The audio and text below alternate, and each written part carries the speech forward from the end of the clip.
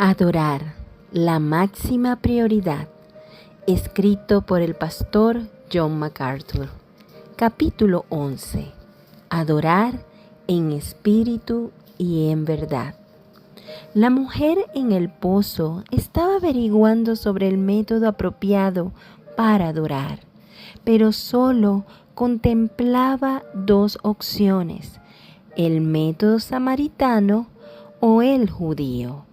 Jesús le presentó el método divino y le informó que las dos formas de adoración que conocía eran inaceptables. El estilo de adoración samaritano se practicaba teniendo como base la ignorancia.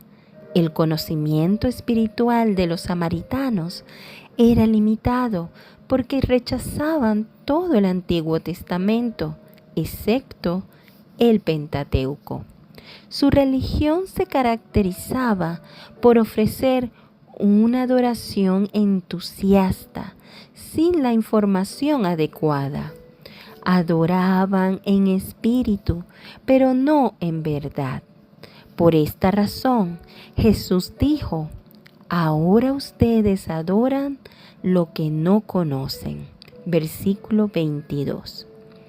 Los judíos vivían la situación opuesta.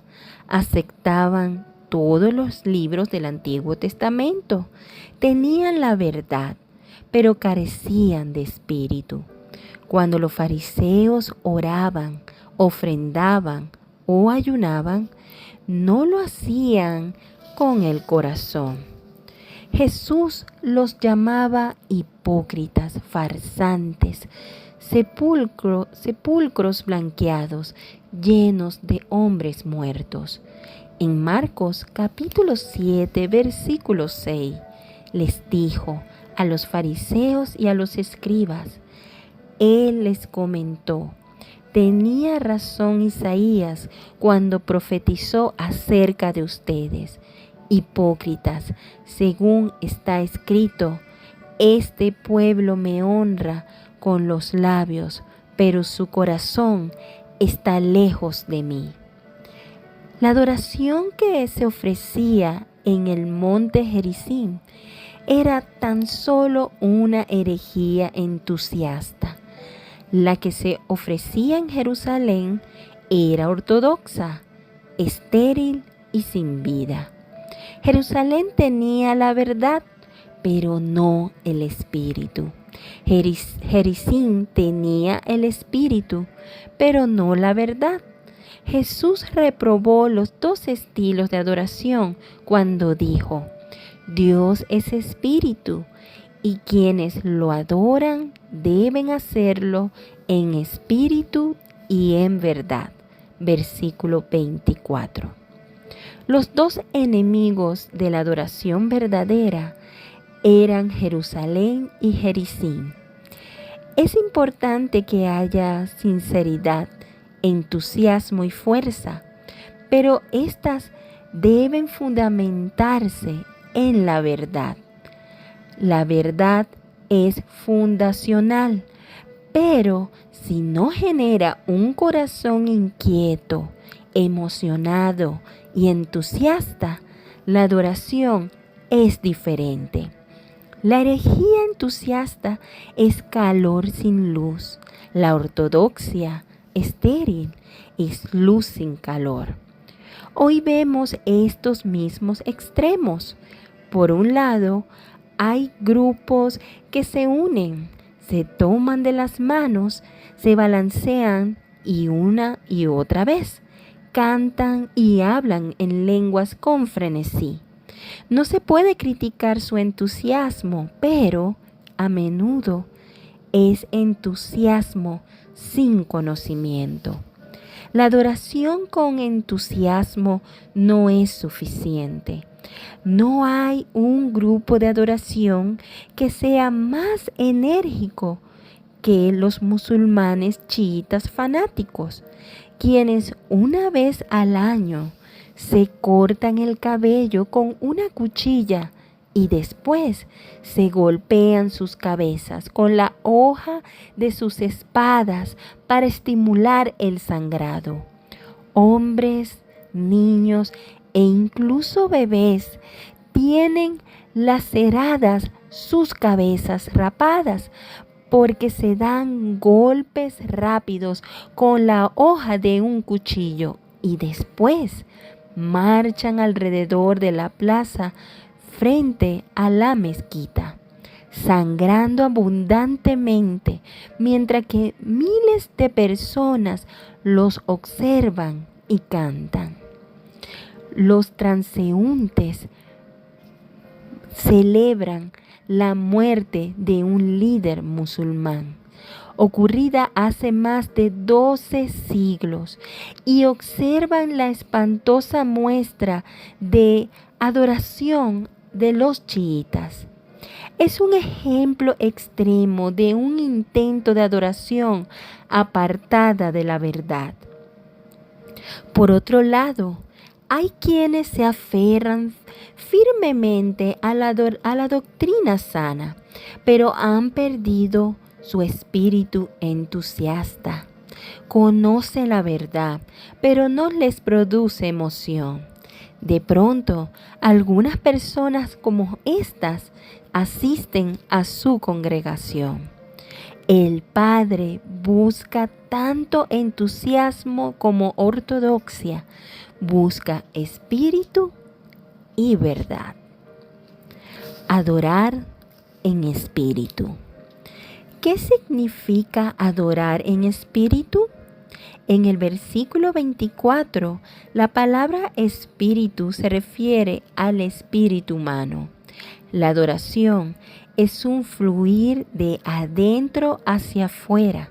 No se trata de estar en el lugar correcto, el tiempo preciso, tener las palabras adecuadas, la conducta correcta, la ropa apropiada, la música propicia y el estado de ánimo oportuno. La adoración no es una actividad externa para la cual se crea un ambiente. Esta se da en el interior, en el espíritu. Pablo comprendió esta clase de adoración. En Romanos capítulo 1 versículo 9 escribió: Dios, a quien sirvo de corazón predicando el evangelio de su Hijo, me es testigo de que los recuerdo a ustedes sin cesar. En el texto griego, la palabra para servir es latreuo. De nuevo, esa palabra para referirse a la adoración. Pablo adoraba a Dios en su espíritu. David también adoraba a Dios en espíritu. El Salmo 45, versículo 1, es la expresión del corazón adorador de David. Rebosa mi corazón palabra buena. En el Salmo 103, 1 dice: Alaba, alma mía, al Señor. Alabe todo mi ser su santo nombre. Se refiere a la adoración que surge del interior, en el espíritu. En el Salmo 51, David se vuelve a Dios arrepentido y dice en los versículos 15 al 17: Abre, Señor, mis labios, y mi boca proclamará tu alabanza. Tú no te deleitas en los sacrificios, ni que te complacen los holocaustos. De lo contrario, te los ofrecería. El sacrificio que te agrada es un espíritu quebrantado. Tú, oh Dios, no desprecias al corazón quebrantado y arrepentido. David sabía que la principal preocupación de Dios no era el exterior, y por eso en su oración el arrepentimiento le suplicaba, teniendo como base este principio: la prueba de su veracidad estaba en su corazón quebrantado y contrito, no en las ofrendas quemadas que ofrecía. Y así debe ser toda la adoración, autenticidad evidenciada en el corazón, que es donde se origina la verdadera adoración. Sus palabras describen a un hombre cuyo corazón está tan lleno de alabanza que todo lo que necesita es tener su boca abierta para que salga. Una de las grandes experiencias en mi corta vida ha sido leer las existencias y los atributos de Dios, escrito por Stephen Charnock, quien escribió: sin el corazón no hay adoración.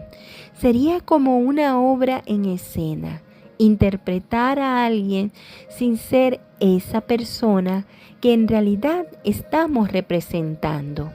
Un hipócrita en todo el sentido de la palabra, un intérprete. Realmente podemos adorar a Dios aunque nos falte perfección. Sin embargo, no podemos adorar a Dios si nos falta sinceridad. Es completamente cierto. Podemos adorar siendo imperfectos, pero no podemos adorar si no somos sinceros. La adoración a Dios debe nacer desde lo profundo de nuestro interior.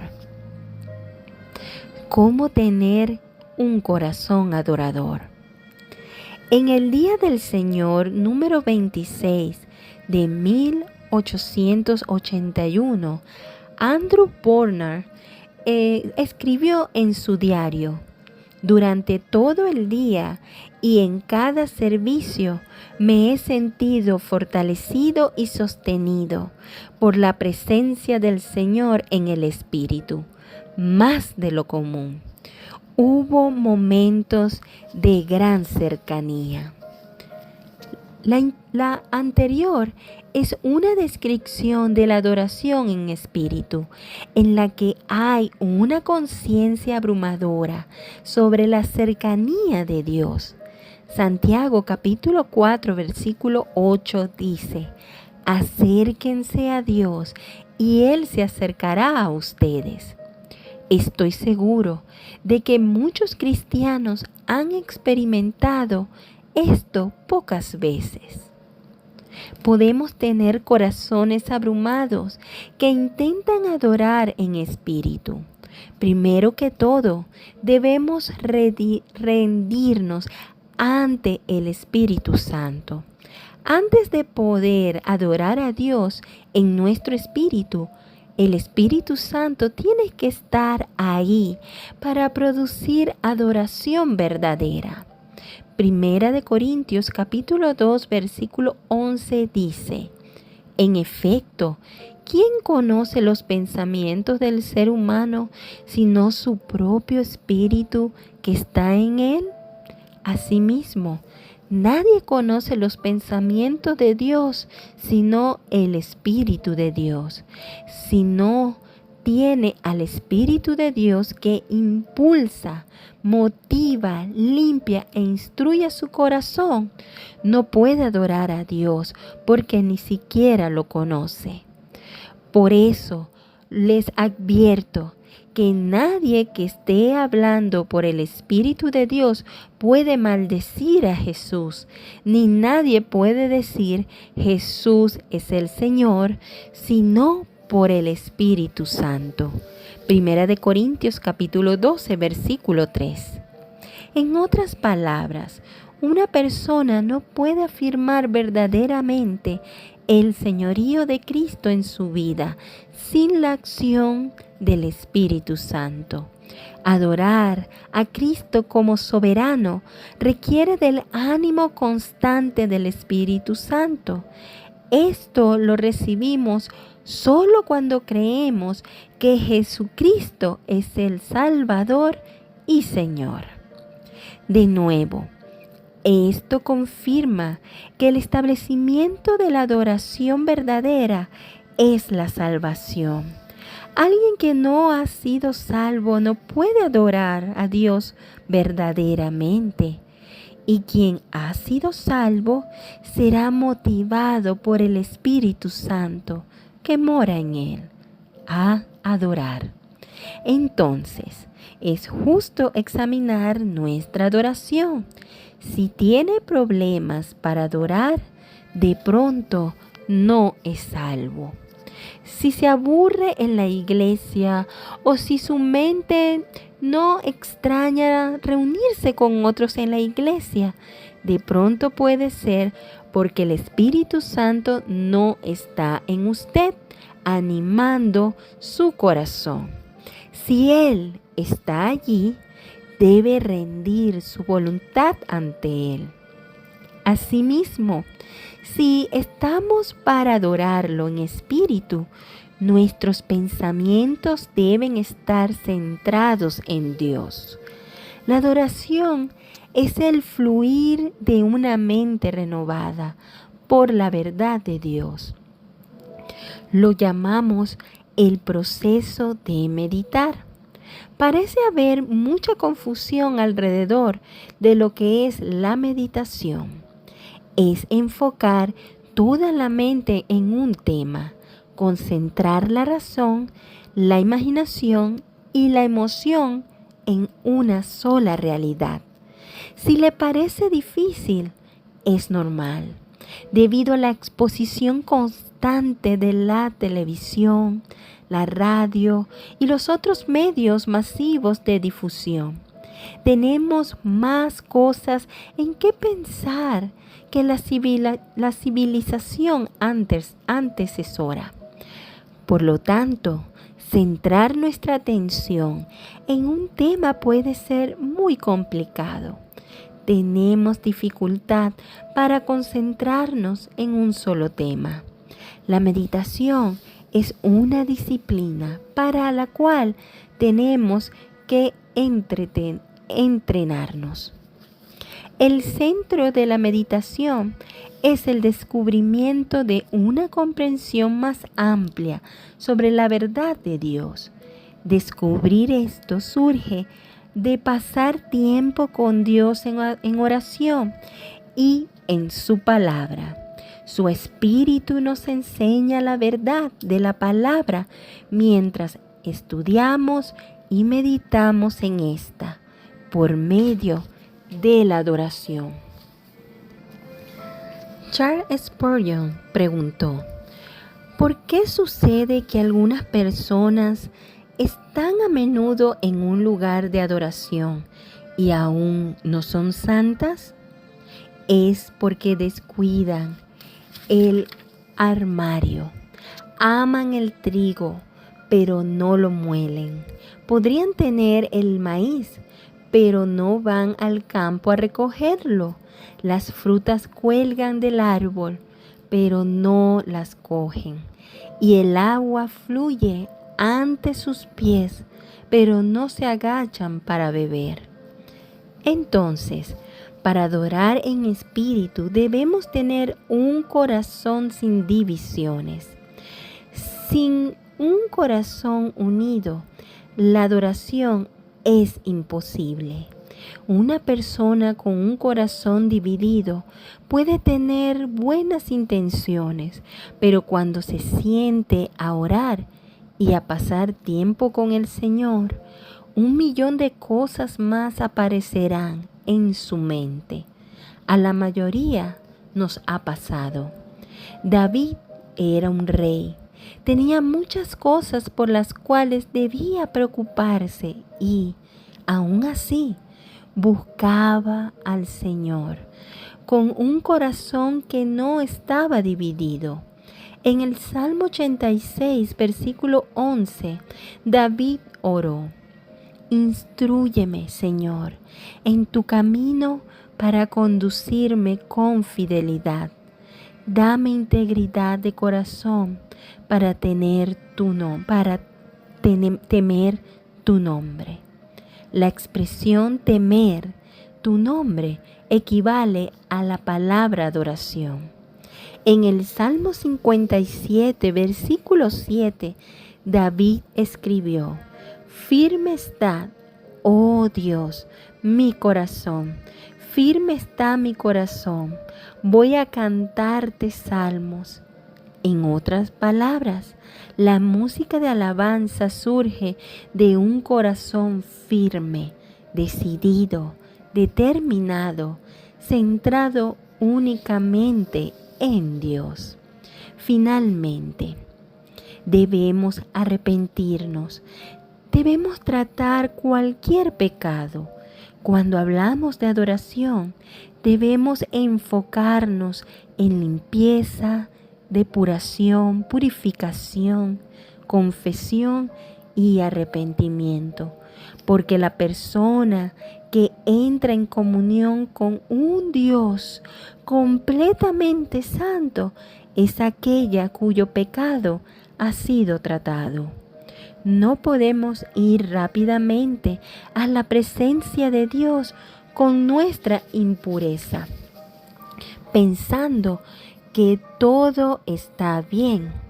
Nosotros, tal como Isaías, debemos confesar nuestro pecado ante Dios y permitirle tocar nuestros labios con ese carbón vivo y ardiente para que sean purificados. A menudo sabemos que tenemos pecados en nuestras vidas que debemos confesar.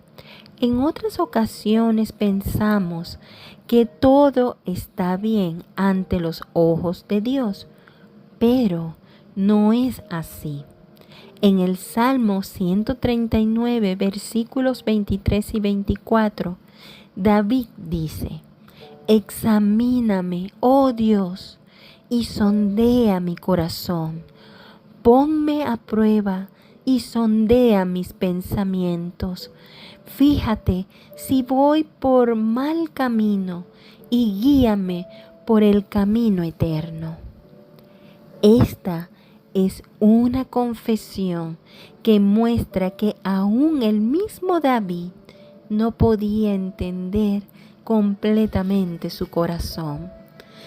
Tal vez la razón por la que tenemos dificultades para abandonarnos en adoración a Dios, la razón por la cual no experimentamos su cercanía, es que tenemos áreas en nuestras vidas que no son puras ante los ojos de Dios. Todos tenemos manchas que nos ciegan y deficiencias que solo Él conoce. Debemos ser abiertos y pedirle a Dios que prenda el reflector que expone cualquier cosa que está en oscuridad. Debemos rendir nuestras almas ante el Espíritu Santo con su presencia y poder. Pidámosle que limpie cada esquina de nuestras vidas para que se produzca el fluir de la adoración. El obstáculo principal. Solo hay un obstáculo para adorar en espíritu: nosotros mismos. Viene en toda clase de empaques, pero el resultado es el mismo. Cuando nos paramos frente a Dios, no podemos adorarlo adecuadamente. Podemos culpar a la falta de tiempo o a tener demasiadas distracciones. Sin embargo, sacamos tiempo para hacer los proyectos y actividades que queremos. El problema real de quien usa estas excusas es que es demasiado egoísta, perezoso e indulgente consigo mismo como para establecer sus prioridades de la forma adecuada. Stephen Charnock escribió: si pretende rendirle homenaje a Dios con la intención de sacarle provecho a la situación, es preferible que se burle de él. Cuando creemos que debemos obtener nuestra satisfacción en lugar de glorificar a Dios, ponemos a Dios por debajo de nuestros pies. Imagine si Él tuviera que someter su honor ante nuestro beneficio. Nos haríamos más gloriosos que Dios. Este es el obstáculo para adorar en espíritu. Poner por encima de Dios lo que somos, nuestras necesidades, ventajas y bendiciones. Nadie puede adorar a Dios en espíritu hasta que muera la carne. Jesús denominó esto como negarse a sí mismo. Debemos desprendernos de nosotros mismos, morir a nosotros y dedicarnos a adorar a Dios. Entonces sabremos lo que es adorar en espíritu. Adorar en espíritu. Jesús dijo que también debemos adorar en verdad, y así se ve la estrecha relación entre la adoración y la verdad. La adoración no es un ejercicio emocional en el que se usan las palabras de Dios para provocar ciertos sentimientos. La adoración es una respuesta que se construye sobre la verdad. El Salmo 145, versículo 18 dice: El Señor está cerca de quienes lo invocan en verdad. Énfasis del autor.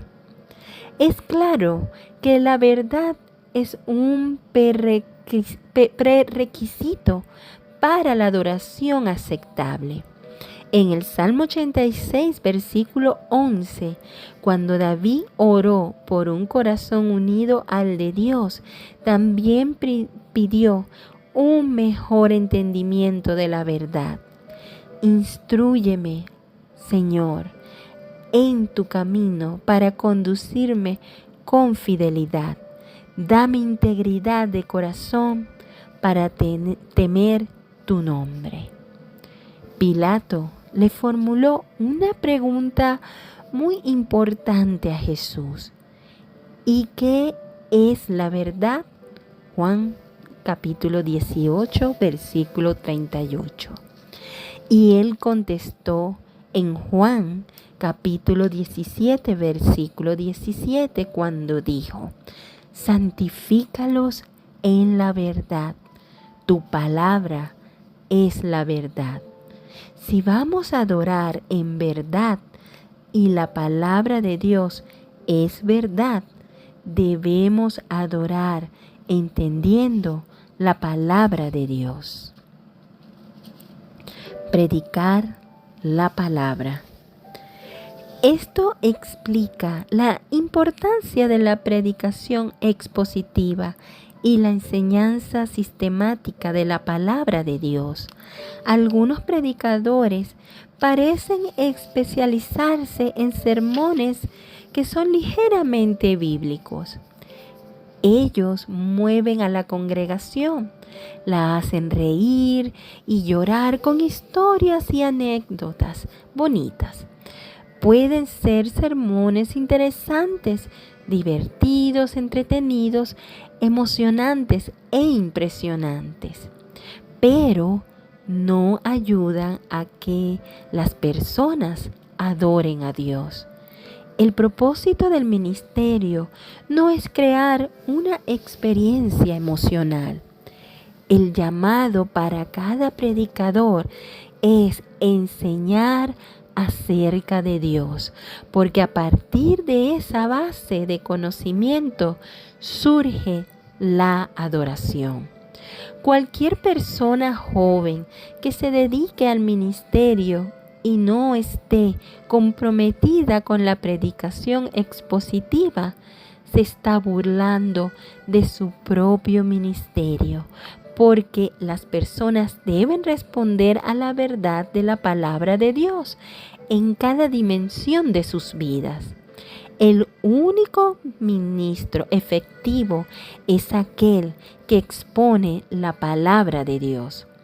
Desafortunadamente, muchas iglesias evangélicas gastan tanto tiempo en promoción y preámbulos que no se puede encontrar a Dios en medio del programa.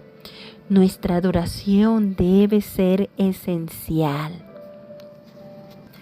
y estar basada en la palabra de Dios. Esto posiciona la predicación de la palabra como un factor sumamente importante para la adoración. Algunos podrían preguntarse, ¿por qué se le hace tanto énfasis a la predicación en el servicio de adoración? ¿Por qué mejor no presentar un mensaje breve o incluso no decir nada para mejor cantar, orar, alabar y dar testimonios? Hacer una pregunta así evidencia ignorancia acerca de la razón y la naturaleza de la tarea del pastor maestro. El reto en el púlpito es hacerles ver a las personas que la adoración es un estilo de vida. En la predicación, Puente entre dos mundos, John Stott lo dice bien. La palabra y la adoración se pertenecen de una forma indisoluble. Toda la adoración es una respuesta inteligente y amorosa a la revelación de Dios, porque es la adoración de su nombre. Por lo tanto, la adoración aceptable no se puede dar sin la predicación, ya que ahí se da a conocer el nombre del Señor, y la adoración es alabar el nombre del Señor conocido. La lectura y predicación de la palabra está lejos de ser una invasión extraterrestre dentro de la adoración. Más bien, resultan indispensables. No se pueden divorciar. De hecho, su divorcio antinatural explica el bajo nivel de gran parte de la adoración contemporánea. Nuestra adoración es pobre porque nuestro conocimiento de Dios es pobre. Y nuestro conocimiento de Dios es pobre porque nuestra predicación es pobre. Pero cuando la palabra de Dios se expone en toda su plenitud y la congregación empieza a vislumbrar la gloria de Dios viviente, cae de rodillas en asombro solemne y gozosa admiración ante su trono. Es la predicación la que cumple con este propósito, la proclamación de la palabra de Dios en el poder del Espíritu Santo. Esta es la razón por la que la predicación es única e irreemplazable. Luego, la exposición de la palabra es fundamental para ofrecer una adoración con sentido en la asamblea de los santos. La perspectiva que se obtiene a partir de la palabra de Dios en el servicio de adoración hará que la calidad de la adoración individual sea más profunda durante la semana y estimulará el deseo de los santos por estudiar la Escritura diariamente. Cuando la iglesia primitiva se reunía, lo hacían para ser enseñada por la doctrina de los apóstoles, la revelación de Dios acerca de sí mismo. Manifiesta en los escritos y las enseñanzas de los apóstoles. Por esto, Pablo le escribió a Timoteo: si enseñas estas cosas a los hermanos, serás un buen servidor de Cristo Jesús, nutrido con las verdades de la fe y de la buena enseñanza que paso a paso has seguido. Rechaza las leyendas profanas y otros mitos semejantes. Más bien, ejercítate en la piedad. En tanto que llego, dedícate a la lectura pública de las Escrituras y a enseñar y a animar a los hermanos. 1 Timoteo capítulo 4, versículos 6 y 7 y 13. La iglesia en Corinto se había ido a un extremo de actividad emocional y sin sentido. Les gustaba hablar en lenguas de forma frenética y tenían demostraciones extravagantes que eran vestigios de su pasado pagano. Estaban dejando de lado el contenido y la verdad para privilegiar experiencias externas, ininteligibles y emocionales. Pablo los exhorta en 1 Corintios capítulo 14, versículos 14 al 16, diciendo: porque si yo oro en lenguas, mi espíritu ora, pero mi entendimiento no se beneficia en nada. ¿Qué debo hacer entonces? Pues orar con el espíritu, pero también con el entendimiento, cantar con el espíritu, pero también con el entendimiento. De otra manera, si alabas a Dios con el espíritu, ¿cómo puede quien no es instruido decir amén a tu acción de gracias, puesto que no entiende lo que dices? En los versículos del 23 al 25 dice: así que si toda la iglesia se reúne y todos hablan en lenguas y entran algunos que no entienden o no creen, ¿no dirán que ustedes están locos? Pero si uno que no cree o uno que no entiende entra cuando todos están profetizando, se sentirán reprendidos y juzgados por todos, y los secretos de su corazón quedarán al descubierto. Así que se postrará ante Dios y lo adorará, exclamando: realmente Dios está entre ustedes. El efecto de la actividad puramente emocional es que las personas se sienten bien. El efecto de la verdad es que adoran a Dios. La verdad es el corazón de la adoración, y a menos de que el entusiasmo y la emoción estén ligados a la verdad, éstas carecerán de sentido. Nehemías 8 muestra el poder de la palabra de Dios para motivar a la verdadera adoración en aquellos que tienen un corazón dispuesto. Después de que Nehemías y el pueblo completaron la construcción del muro de Jerusalén, le pidieron a Esdras que leyera el libro que contenía la palabra de Dios. Esdras abrió el rollo ante los ojos de todo el pueblo e inmediatamente todos se levantaron ante la presentación de la palabra de Dios.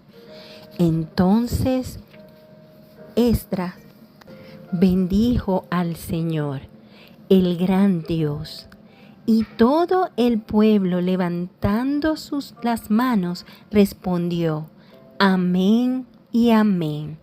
Luego adoraron al Señor, inclinándose hasta tocar el suelo con la frente. Versículo 6. La verdad de las Escrituras los hizo caer sobre sus rostros como un acto de adoración. ¿Dónde se encuentran el Espíritu y la verdad? Toda adoración genuina es la clase de respuesta sincera a la verdad de Dios y a su palabra. La verdad es el factor objetivo y el espíritu es el subjetivo de la adoración. Ambos deben ir de la mano. Cuando la palabra de Dios domina la vida, se regula la alabanza y su adoración es conforme al parámetro divino. Por eso, Pablo amonestó a los colosenses que habite en ustedes la palabra de Cristo con toda su riqueza. Instrúyanse y aconséjense unos a otros con toda sabiduría. Canten salmos, himnos, canciones espirituales a Dios con gratitud de corazón. Colosenses capítulo 3, versículo 16. Es la combinación perfecta, emoción regulada por el entendimiento, entusiasmo dirigido por la palabra de Dios. El Salmo 47, versículo 7 dice: Dios es el Rey de toda la tierra, por eso cántenle un salmo solemne. La adoración no es simplemente una experiencia estática, carente de significado contenido.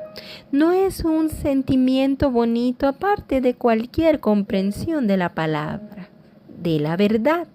La adoración es una expresión de alabanza que surge del corazón hacia un Dios entendible porque verdaderamente se ha revelado. Entonces, la naturaleza de la verdadera adoración está en el ofrecimiento de esta desde lo profundo de nuestro ser interior, con alabanza, oración, cantos, generosidad y vida, siempre basados en su verdad revelada. La persona que adora a Dios puede tener un compromiso fiel con la palabra de Dios. La adoración no sucede por un evento celestial que nos hace postrarnos. Se da por el fluir de nuestro entendimiento acerca de Dios, que Él mismo ha revelado en las Escrituras. Esto es adorar en espíritu y en verdad.